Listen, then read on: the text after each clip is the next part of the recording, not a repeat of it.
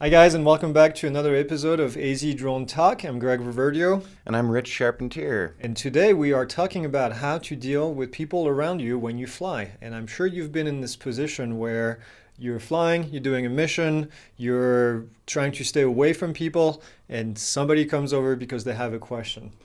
A question, or they think that you're doing something you shouldn't be doing. Yeah. So we ran into that just a couple of weeks ago when we were out doing a test for a client mission. Yep. And I don't know why I think you were flying, but I have eagle eyes. I think I saw from far away somebody in their house, kind of in the middle of nowhere, quite frankly. And we weren't flying near the house. And we were flying near the house, but I saw the person on their deck higher up, and I knew something was going to happen. So I kept looking in the corner of my eye. I was the visual observer, and so that's part of my job is to look for other people. And I told Rich, I said, somebody's going to come down and talk to us pretty soon here.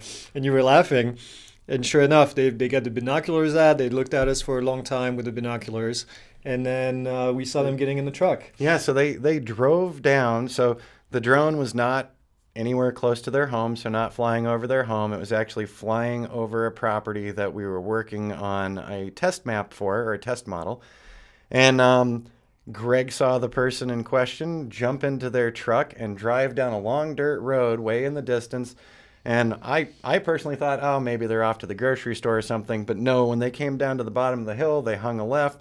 They looped around a parking lot and drove up behind both of our vehicles.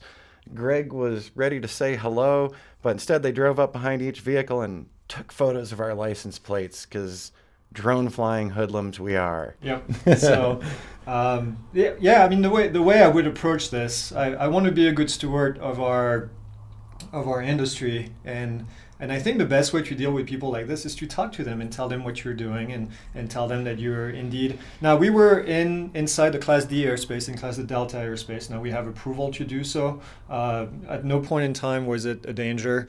We had an eye on the pattern at all time. We actually had our radio with you, listening to the traffic, to the communication. But the way to deal with people like this, I think, is talking to them. So I slowly walked away and kind of waved them and said I was going to have them get their windows down and say, hey, we're doing this, we're doing that. But no, instead they looked at me, they waved, and then, they waved like, I don't want to talk to you. And then they just sped away in the parking lot. So unfortunately, nothing we can do in this case. And Yeah, that was my most interesting meeting. Normally people just have questions. When I was out flying several construction sites months ago, I actually did the orange vest as well because it was an active construction site. I wanted to be visible, and I wanted to be visible to the construction workers who were aware that I was there, and also to anyone around, because with one of those vests on, you do look like you're part of the ongoing activity, and I didn't have anybody approach me except in between flights. I did have some of the construction workers approach me because they wanted to see how it was coming out. They were very excited to see the progression videos. So in that community, when we were actually working with the construction workers, they were very interested in what we were doing. I was never at any time flying over them because that you'd need a waiver for that. So I always made sure to stay outside of the actual work zone.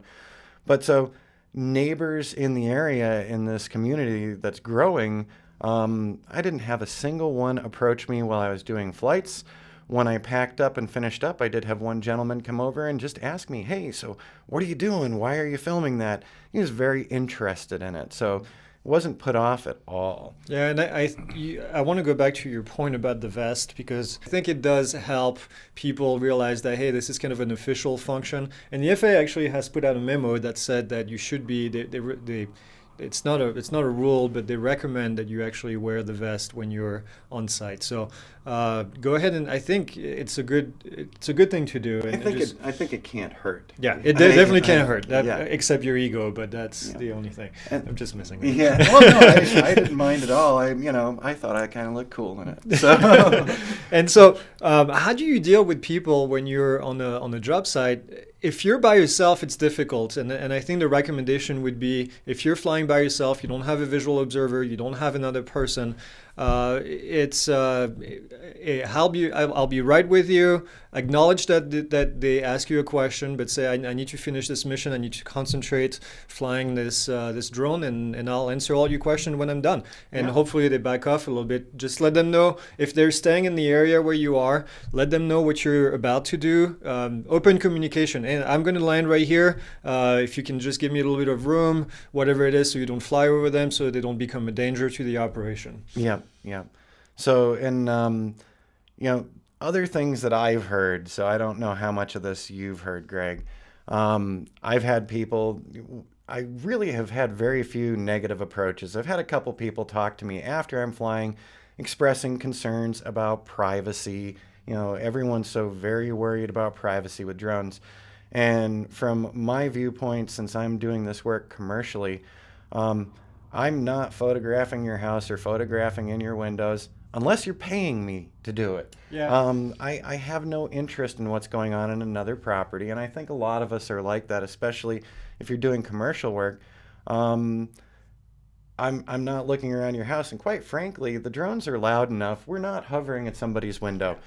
You'll know the drone's there. All of us drone pilots, we all know, wow, that's a little louder than I expected from such a small little vehicle. Education is going to be a big part of what we do, because people hear things in the news. Oh, they were taking pictures of this naked woman bathing in her patio, whatever it is. That makes all of us look stupid. But pull out the footage that you did and show them, hey, did you see how far that drone was? It was only a few hundred feet up right here, but look how tiny you look. I would have to be right over your face to basically see any kind of detail or breach any kind of privacy from you. Honestly, privacy concerns, I would say, so on my Canon 5D Mark II, I've got a long lens, and I would be more concerned about privacy with some of the big lenses from a distance where you're not hearing a drone sound. Instead, there's a guy sitting in a car with a big lens, and that's a little creepy. Yeah. The one other thing I'll say to this before we wrap it up, I've had a couple of friends mention privacy issues too, and I've jokingly said to them, since I'm trying to do more commercial work, you're just not that interesting, and I'm not getting paid to photograph you, which has usually landed me with some good laughs, and a couple of people who looked at me and said, what do you mean I'm not that interesting? I want to do one more point. If you're going to be flying in an area where you know there's a lot of people, get somebody else with you to just deal with people. If you have a visual observer, that visual observer should be spending their time looking at the airspace, looking for traffic, not really worrying about other people. Get somebody with you. Bring a friend, bring whatever, buy their lunch and tell them, hey, can you just talk to people if they come over? Tell them that we'll answer their question, but keep an eye. That's if you're flying in an area, maybe downtown, and there's going to be a lot of people around and you have your little mission that you need to concentrate. So that's the last piece of advice I have. Yeah, so don't be rude. I've read enough that I know that some drone pilots have been hassled. And you've just got to keep it calm. This is such a new industry. People still have a lot of questions. And some people are going to be hostile. And that's one of those, don't be rude, and remove yourself from that situation as soon as you can for your own safety. Yep, I agree. All right, we'll see you on the next episode. And by the way, I just wanted to try this out, and this can get edited out. But we're experimenting with cloaking technology here at AZ Drone. So this is my water bottle. Put it in front of your face. Let's see what kind of a ghost you can become. We'll see what happens on the back screen. But I'm just curious because I noticed in one of our other videos that this kind of looked cloaked, so I'm pretty excited. And as always, don't forget to like and subscribe, and we will see you on the next video. And sorry, I'm half asleep. See you guys.